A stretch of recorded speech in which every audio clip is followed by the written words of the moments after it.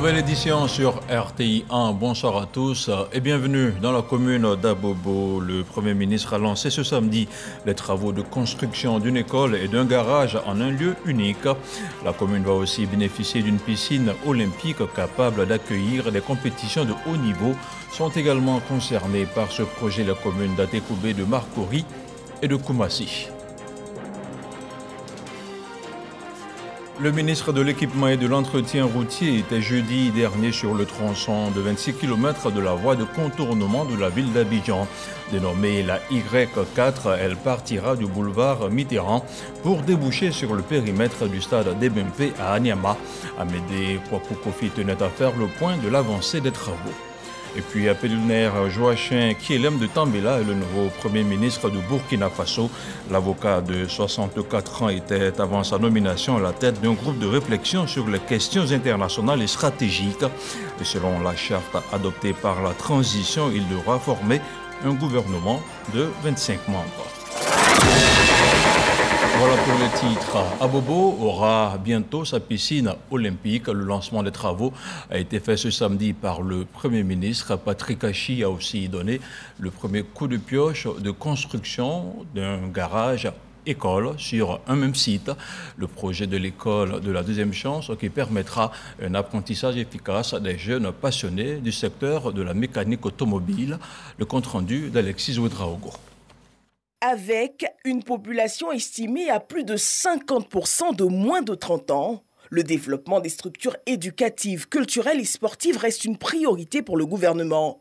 Après le lancement il y a quelques semaines des travaux du CHR d'Abobo, ce samedi, le Premier ministre est dans la commune pour le lancement de deux grands projets, aisance aquatique et garage école. Abobo est très fière et heureuse de compter parmi les communes privilégiées qui verront la construction sur leur sol de ces piscines olympiques. Cette sympathique cérémonie coïncide avec le lancement d'un autre acte majeur dans le domaine de la formation professionnelle et de l'apprentissage. Le projet de construction de ce garage-école qui se matérialise ce jour est une formidable opportunité pour nos nombreux jeunes et artisans intervenant dans le secteur de la mécanique automobile. Le projet garage-école va regrouper sur un même site une école et un garage, permettant aux apprenants d'évoluer en situation réelle en réparant et entretenant les véhicules de particuliers. Le garage-école accueille, qualifie, diplôme et accompagne les jeunes attirés par une autre manière d'apprendre les métiers de la mécanique automobile à travers une pédagogie innovante qui est d'apprendre en faisant. Les jeunes développent ainsi le savoir-faire et le savoir-être de façon à s'épanouir et répondre aux besoins de la filière automobile. 50 jeunes seront retenus par session de formation pour des durées de 4 mois, formés à la mécanique automobile et aux métiers connexes. Une formation sanctionnée par un CQP puis ouverte sur les CAP, BT, DTS et autres diplômes d'ingénieurs. À côté de cette nouvelle, un autre projet tout aussi important, Aisance aquatique, qui veut créer en Côte d'Ivoire les conditions optimales à la pratique de la natation. Le projet prend en compte la réhabilitation des piscines de Boaké et Bingerville, ainsi que la construction des piscines d'Atekoubé, Yopougon, Marcory, Koumassi et Abobo. Depuis l'indépendance de notre pays, l'État n'a jamais autant investi dans le sport que pendant ces 5 dernières années.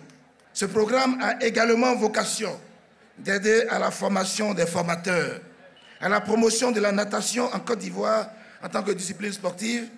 Mais vous le savez, nous avons une pandémie dans notre pays. Ce sont les maladies cardiovasculaires et l'AVC, et la piscine est un outil de rééducation. D'un coût global de 15 milliards de francs CFA, ce projet va engendrer de nombreux emplois directs et indirects. Pour le Premier ministre, l'enjeu est unique, améliorer les conditions de vie des jeunes. En dehors du divertissement, tout sport, que ce soit le football ou autre chose aujourd'hui, tout sport peut vous permettre de devenir un athlète de haut niveau qui fait rayonner le nom, l'image et le drapeau de son pays dans les firmaments de toutes les compétitions continentales et mondiales. Et on peut avoir des médaillés d'or ici à Abobo en natation. On est également ici pour construire, on a dit,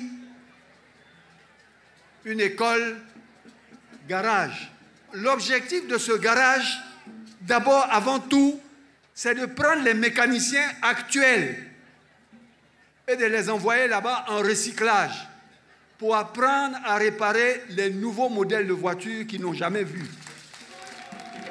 Pour qu'ils sachent réparer tous les nouveaux modèles de voitures qui sortent. Et c'est pour les jeunes qui sont sortis de l'école, qui n'ont pas pu continuer et qui sont intéressés par la mécanique, à leur apprendre ce que c'est que la mécanique, l'électricité, la tôlerie, la peinture auto, pour qu'eux aussi puissent gagner leur vie. C'est ça le projet Garage École. Et le gouvernement voit plus grand pour Abobo. Tu auras l'un des meilleurs stades du pays. Tu auras le plus grand centre hospitalier du pays. Tu auras la plus belle piscine olympique du pays. Tu auras les plus belles voiries du pays. On est en train de faire un échangeur là-bas, il n'y en a pas en Côte d'Ivoire. Tu auras le plus beau marché du pays. Voilà, mais ministre, moi-même, je dois revenir bientôt pour lancer le plus grand lycée scientifique des filles de Côte d'Ivoire, ici à Abobo. Le mot transformation structurelle que le président dit régulièrement, là où il prend le mieux son sens. Parce que, comme vous l'avez dit, on sait où était Abobo, on sait où est Abobo, mais surtout, on sait où va Abobo. Merci, Son Excellence, Monsieur le Président de la République, pour toutes ces populations qui ont été patientes, qui ont été loyales, qui ont été engagées, qui vous ont soutenu et à qui vous, l'homme, qui mieux que quiconque connaissait le sens de la gratitude, est en train de le leur rendre au centuple. Des annonces qui ont donné le ton à la fête cette fin de semaine dans la commune Zo. Et sur un tout autre plan, l'interconnexion électrique entre la Côte d'Ivoire et le Libéria prend forme. Une convention d'achat d'énergie a été signée vendredi à Abidjan. D'une durée de 3 ans renouvelable, la Côte d'Ivoire va livrer au Libéria de l'énergie d'une puissance de 25 à 50 MW jusqu'en 2024. Les précisions de l'Anciné Bakayoko. Ce contrat d'achat signé est l'aboutissement d'un long processus de négociation débuté depuis juin 2020. C'est un contrat de type TCOP d'une durée de 3 ans renouvelable. Par ce mécanisme, la Côte d'Ivoire garantit la livraison d'électricité au Libéria, qui a obligation d'acheter la quantité produite, qu'il en prenne livraison ou non. Il s'agit pour la Côte d'Ivoire de livrer au Libéria une puissance de 25 MW avec un enlèvement d'énergie de 17 GWh en 2022, 25 MW pour 141 GWh en 2023 et 50 MW pour 424 GWh en 2024. Un acte de solidarité en faveur d'un pays voisin confronté à des coupures quasi quotidiennes d'électricité. Le ministre libérien des Mines et de l'Énergie se dit résolument engagé à assurer le bon fonctionnement du projet d'interconnexion électrique régionale, ce puissant outil de coopération sud-sud, en veillant au respect des engagements pris par la partie libérienne. La crise globale d'électricité est un défi important à la sécurité d'approvisionnement de l'électricité qui nécessite une planification stratégique entre nos pays. Nous devons réduire notre dépendance des énergies à source thermique et pouvoir favoriser les énergies renouvelables. La Côte d'Ivoire, qui veut devenir un véritable hub énergétique dans la sous-région, multiplie les projets structurants en vue de donner du contenu à ses ambitions. Notre capacité de production a été augmentée de 60% entre 2011 et 2022 pour atteindre 2548 MW et devrait doubler d'ici 2030. La part des énergies renouvelables intégrant la grande hydroélectricité, qui est d'environ 30% aujourd'hui, devrait passer à 40% à l'horizon 2030. De bonnes nouvelles pour Monrovia, qui appelle Yamoussoukro à construire une deuxième ligne de 225 kV. Une autoroute pour alimenter ces énormes gisements de mines qui n'attendent que du courant de qualité pour entrer en exploitation. Une conférence de haut niveau sur le financement des collectivités révèle que seulement 5% de 500 grandes villes du monde sont solvables. Elle va plus loin en disant que seulement 20% d'entre elles ont accès aux capitaux locaux. La rencontre qui se tient à Abidjan est coprésidée par le ministre-gouverneur Beuré Mambé. Le reportage de Dangui Dangui. Le financement des collectivités, notamment de villes en Afrique, la problématique a rassemblé élus locaux, pouvoirs publics africains et les bailleurs de fonds dans le cadre d'une conférence de haut niveau sur le thème « Finance Your City », en français « Finance ta cité ». L'Agence française de développement a saisi l'occasion pour réaffirmer son engagement à accompagner le développement des villes en Afrique. C'est 3 milliards d'euros d'engagement chaque année maintenant aux faveurs des villes durables. Et on le fait avec une grande diversité d'instruments. On peut financer directement les villes et leurs opérateurs dès lors que le cadre juridique du pays le permet. Co-président du Fonds mondial pour le développement des villes FMDV, initiateur de cette conférence en marge du sommet Finances en commun, le ministre-gouverneur Beuré Mambé a invité les bailleurs à avoir une autre vision du développement des villes. Nous voulons demander aux bailleurs de fonds de comprendre que la ville est un partenaire des bailleurs de fonds à part entière. Représentant le Premier ministre à cette conférence de haut niveau, le ministre de la Construction a partagé sa conviction sur la problématique de financement des collectivités. Notre ambition est de renforcer le pouvoir d'agir des ministères en charge de l'urbain, ainsi que celui des collectivités territoriales de nos pays respectifs, sur tout ce qui relève du financement du développement urbain durable, juste et résilient. Et nous pensons que le moment est arrivé d'agir ensemble pour construire une Afrique qui s'urbanise sans s'affaiblir. En vue d'accélérer le financement des villes en Afrique, des ministres africains et le Fonds mondial pour le développement des villes ont signé des protocoles d'entente. Je vous le disais en titre, les travaux de la voie périphérique Y4 n'avancent pas vite. C'est le constat du ministre de l'Équipement et de l'Entretien routier qui affiche son mécontentement. Amédée Kouakou Kofi s'est même plaint de la qualité de certains ouvrages lors de sa visite de terrain. Lancé en 2020, le taux d'exécution physique des travaux est aujourd'hui estimé à 60% pour un délai d'exécution consommé de 82%. On retrouve encore une fois notre reporter Dangui Dangui. Travaux de construction de 2 sections de 26 km de la voie périphérique dénommée la Y4. Depuis la commune de Cocody jusqu'à Anyama, en passant par Abobo, le ministre de l'Équipement et de l'Entretien routier a pris la mesure de l'état d'avancement des travaux et la qualité des ouvrages, n'hésitant pas parfois à interpeller les responsables des entreprises en charge de la réalisation de ce projet. À la fin de sa visite, le ministre Amédée Kofi Kouakou ne cache pas son mécontentement. Sur les 12 premiers kilomètres, globalement, on peut dire que les travaux ne sont pas satisfaisants.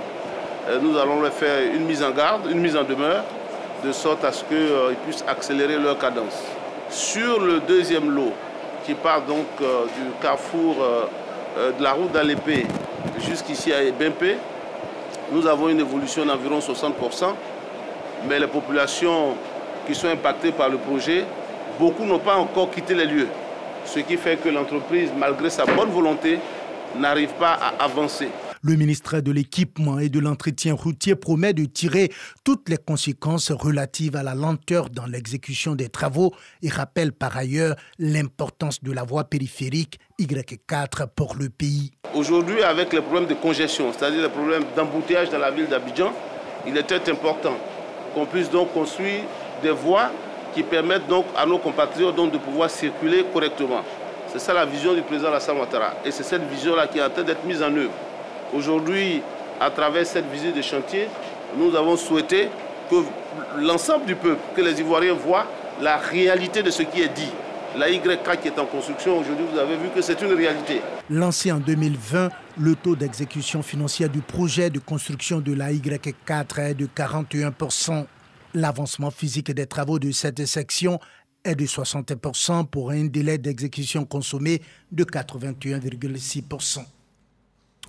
3 plateformes d'échange périodiques pour aborder des questions d'ordre national et local ont été créées dans la région du Cavally. L'une d'entre elles, le Conseil régional chefferie traditionnelle, vient de tenir sa première réunion annuelle à Guiglo.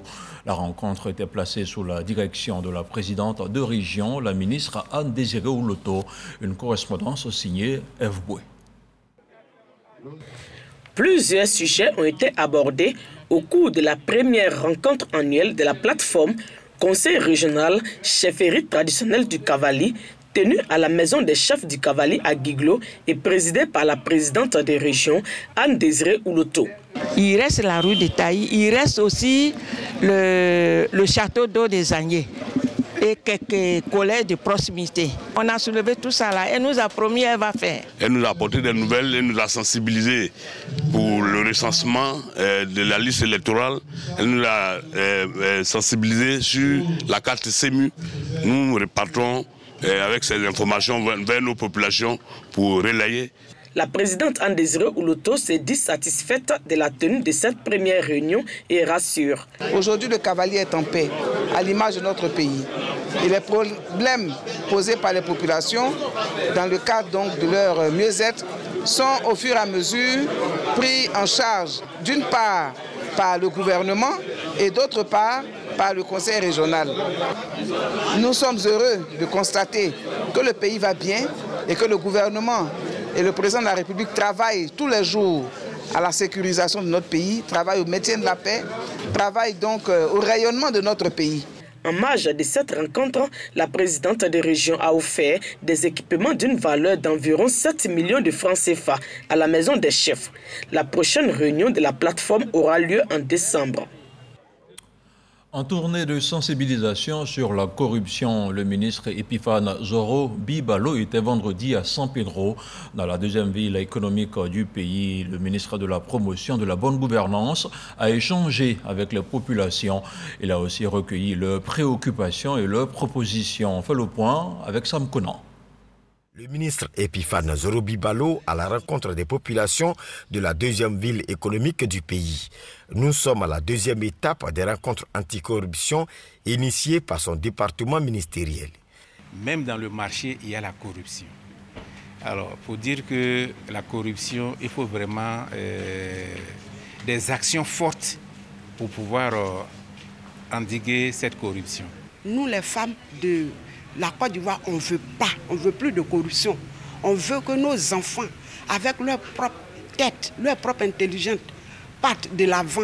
Au cours d'une conférence publique, Epiphane Zoro-Bibalo a expliqué les caractéristiques de la corruption, l'enjeu et le plan stratégique de lutte 2022-2025.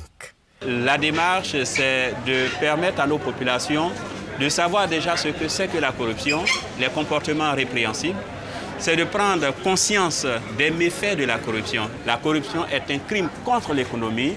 Et donc c'est cette prise de conscience que nous sommes venus porter à la connaissance de la population à la base pour que la lutte contre la corruption soit une affaire de tous. Après San Pedro, d'autres localités du pays vont accueillir dans les tout prochains jours ces rencontres anticorruption initiées par le ministère de la Promotion de la bonne gouvernance et de la lutte contre la corruption. Bonne gouvernance toujours. Théophile Awandoli est en République du Congo. À Brazzaville, l'inspecteur général d'État participe aux travaux de la 8e Assemblée générale et 9e colloque international du Forum des inspections générales d'État. Ces cadres d'échange vont permettre aux participants de mener la réflexion sur les grands défis de la bonne gouvernance. Plusieurs partenaires techniques engagés dans la lutte contre la fraude et la corruption sont également présents. Le commentaire d'Alexis Ouedraogo. C'est en présence du Premier ministre congolais que les assises de la 8e Assemblée générale et du 9e colloque international du Forum des inspections générales d'État d'Afrique ont ouvert leurs portes ce mercredi à Brazzaville. Thème choisi, les institutions supérieures de contrôle de l'ordre administratif face aux défis de la bonne gouvernance.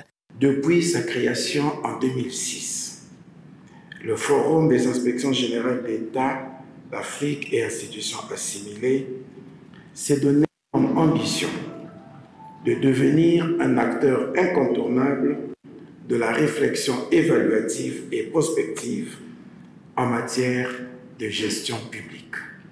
21 pays du continent dont la Côte d'Ivoire prennent part à ce rendez-vous qui se veut moment d'échange sur les sujets en lien avec les principaux objectifs du FIGE. Les inspecteurs généraux d'État au niveau de l'Afrique doivent faire un travail important pour la promotion de la bonne gouvernance. Est-ce que ces inspecteurs-là ont les moyens humains, les moyens matériels, les moyens financiers pour faire ce travail? C'est un grand thème que nous discuterons au niveau donc, du colloque. Et un deuxième thème, sous-thème qui sera discuté, quels sont les outils que les inspecteurs ont dans le cas où, dans certaines structures, on essaie de leur cacher des informations. On essaie même de falsifier des informations. Organisation sous-régionale africaine, le Forum des inspections générales d'État d'Afrique et institutions assimilées FIGE veut renforcer la bonne gouvernance sur le continent. Retour en Côte d'Ivoire avec le ministre de l'Intérieur et de la Sécurité qui était récemment dans la région du Haut-Sassandra. À Daloa, le général Vagondo Diomandé a échangé avec les pompiers civils de la localité. Un accent particulier a été mis sur l'amélioration des conditions de travail et de vie des acteurs de la protection sociale. Abou Sanogo. C'est au centre de secours d'urgence du Haut-Sassandra à Daloa que le ministre de l'Intérieur et de la Sécurité Vagondo Diomandé a échangé avec l'ensemble des acteurs de la protection civile. Je me souviens, il y a quelques mois, de notre rencontre que nous avons eue à mon cabinet. Quand, après avoir été utilisé par certaines personnes en mal d'inspiration, vous avez failli sortir du chemin. Mais Dieu aidant, vous vous êtes ressaisi et vous êtes venu me voir pour me dire nous nous sommes trompés. Hommage a été rendu au président de la République Alassane Ouattara, qui a permis à ce jeune corps d'élite d'œuvrer au renforcement de la protection effective des populations. Disons merci au président Alassane Ouattara, qui à la fin de la crise post-électorale a eu à cœur de faire en sorte que nos jeunes qui étaient en proie au doute soient rassurés, qu'ils aient un point de chute. C'est comme ça que ce corps de sapeurs-pompiers civils a été réellement concrétisé. En retour, les pompiers civils ont exprimé leur reconnaissance au chef de l'État Alassane Ouattara. Ils ont rappelé les acquis obtenus pour le bien-être de leur corporation. Le retour de certains agents autrefois mutés pour activité syndicale dans leur service de départ. Dès janvier 2022, nous avons obtenu une revalorisation de 12%, de 100%, de 15%, respectivement sur les vivres, les protéines et la dotation en carburant par mois par CSU. Monsieur le ministre, les pompiers civils ont reçu en fin 2020 plus de 2000 tenues pour donner fière allure aux soldats de feu. Les pompiers civils ont honoré leur tutelle avec des présents pour traduire leur reconnaissance et leur disponibilité à servir l'État de Côte d'Ivoire. Abidjan abrite un sommet de l'élevage, un rendez-vous national de référence de l'ensemble des filières animales et halieutiques. La rencontre première du genre vise, entre autres, à contribuer à la promotion de l'aviculture, la porciculture et l'aquaculture. Sur les bords de la lagune Ébrié, elle va durer 3 jours. On en parle avec Walter Amadou Ouattara. Le sommet de l'élevage va se tenir du 8 au 10 décembre prochain au Palais de la Culture de Trècheville. Avant cette date, la structure promotrice présente les atouts de l'événement. Il n'y avait pas de rendez-vous spécifiquement qui regroupait l'ensemble des filières des ressources animales et halieutiques. Et là, c'est la grande première. Ensuite, on pourra avoir le meilleur de toutes les spéculations sur place et parler des enjeux qui sont liés et aux ressources animales et aux ressources halieutiques et à la santé animale. Pour combler le déficit en production animale, estimé à 55,4%, le ministère de tutelle a mis en place la politique nationale de développement de l'élevage, de la pêche et de l'aquaculture sur une période de 4 années à compter de 2022. La contribution attendue du secteur privé est de 60%. Il est question de faire savoir les opportunités d'investissement qui existent dans le secteur de l'élevage en Côte d'Ivoire. On ne couvre qu'à peine 44% de nos protéines en animal et on couvre à peine 15% des protéines halieutiques. Et ce salon donnera les réponses qu'ils attendent pour manifester un intérêt pour ce secteur pour lequel l'État dépense près de 400 milliards de francs CFA en importation de protéines animales et halieutiques. Le sommet de l'élevage est aussi une réponse au défi de la sécurité alimentaire en protéines animales et halieutiques pour la Côte d'Ivoire. Le pays importe au moins 500 000 tonnes de poissons chaque année. Le ministre du Commerce, de l'Industrie et de la Promotion des PME a procédé à une remise de matériel aux coopératives et grossistes de la chaîne de commercialisation des produits vivriers. Souleymane Diarra vise à travers cette action la mise en œuvre du projet sur le produit vivrier afin de mieux lutter contre la cherté de la vie. Objectif, assurer la souveraineté alimentaire et lutter efficacement contre la flambée des prix. Astou Touré. La lutte contre la cherté de la vie s'intensifie en Côte d'Ivoire. Les acteurs du secteur de la commercialisation reçoivent des broyeuses, des décortiqueuses, des tricycles et des cajots pour l'approvisionnement des marchés en produits frais, produits localement. Les dons concernent 197 organisations professionnelles agricoles, dont 14 fêtières et 183 coopératives provenant de 22 régions pour un montant de 326 millions de francs CFA. L'OCPV conduit d'autres activités en lien avec les partenaires techniques et financiers de la Côte d'Ivoire et notamment la Banque mondiale à travers des projets de développement. Toutes ces actions pour contribuer à la lutte contre la vie chère. Un appui qui vient renforcer les capacités des opérateurs en matière de distribution et de transformation. Le coût du transport est un facteur clé qui justifie la hausse des prix souvent des biens et des produits de consommation dans nos différents marchés. Donc il était important que l'État puisse apporter son aide en mettant tous ces matériels de transport qui sont pratiques à la disposition de nos braves mamans. Pour assurer la sécurité alimentaire, Souleymane Diarra lance un appel au secteur privé. Nous avons élaboré un cadre stratégique de commercialisation des produits vivriers qui est en cours d'examen au niveau du gouvernement, ainsi que la proposition de réforme de l'OCPV pour élargir ses missions en privilégiant des investissements stratégiques et un mécanisme de régulation dans le système de commercialisation des produits vivriers. Au total, 33 broyeuses, 20 décortiqueuses, 163 tricycles et 50 cajots ont été remis aux 22 régions bénéficiaires. Le centre d'action communautaire de la commune d'Atekoubé vient d'être réhabilité par le conseil municipal. En plus de sa rénovation, il va également être équipé à la grande satisfaction des populations. Grâce Kando. Atekoubé 3, le centre d'action communautaire pour l'enfance réhabilité par le conseil municipal, avec à sa tête le ministre des Sports Paulin Claude Danho, par ailleurs député maire. L'initiative est appréciée à sa juste valeur. Nous disons merci à Papa de Paulin Claude pour la construction et la réhabilitation de notre école. En plus de sa réhabilitation, le centre bénéficie d'équipements composés entre autres de meubles de bureau et de matériel de jeu. Monsieur le ministre, en réhabilitant cette structure, vous réglez plusieurs problèmes car nos structures ont divers rôles. La protection des enfants, l'éveil et l'éducation des enfants, l'autonomisation des femmes et l'épanouissement de la famille. Des kits scolaires ont aussi été remis aux élèves de l'école primaire Paulin Claude Danho d'Atekoubé 3, qui fait également peau neuve. L'Ivoirien nouveau que veut construire le président Alassane Ouattara doit se forger dès la base, dès la maternelle, en donnant des valeurs et des repères. Et nous sommes heureux d'offrir cela à ce quartier populaire complètement réhabilité et qui aujourd'hui va avoir un centre pour la petite enfance. Et nous sommes venus encourager la grande famille éducative pour qu'elle s'implique dans l'encadrement des enfants. Et elle trouvera auprès du conseil municipal et de la municipalité tous les soutiens nécessaires pour réussir sa mission. La cérémonie a été aussi le lieu pour la population d'Atekoubé de témoigner leur reconnaissance au président de la République à travers le député maire, grâce à qui le quartier bénéficie désormais d'infrastructures de base, notamment l'électricité, l'eau potable et un centre de santé. Tout de suite, le point de la situation de la Covid-19.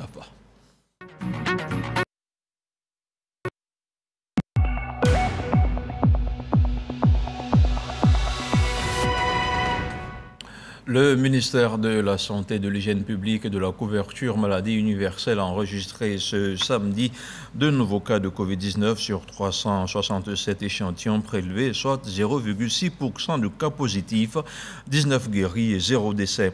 À la date du 22 octobre, la Côte d'Ivoire compte donc 87 693 cas confirmés, dont 86 828 personnes guéries, 827 décès et 38 cas actifs. Le nombre total d'échantillons est d'1 639 561. Le 21 octobre, 10 604 doses de vaccins ont été administrées, soit un total de 20 598 994 doses du 1er mars 2021 au 21 octobre 2022. Le ministre de la Santé, de l'Hygiène publique et de la couverture maladie universelle invite toutes les personnes de plus de 12 ans à se faire vacciner. Il rappelle que la vaccination contre la Covid-19 est gratuite et volontaire. Dans l'actualité hors de chez nous, c'est un avocat réputé pour son franc-parler et ses prises de position qui a été désigné comme Premier ministre au Burkina Faso. Apollinaire Joachim Kielem de Tambela va conduire le futur gouvernement de transition. L'homme s'est fait connaître dans les médias audiovisuels depuis quelques années déjà. Et il est l'heure pour moi de refermer cette édition. Merci de nous avoir suivis. L'info revient demain à 6h30. Bonsoir.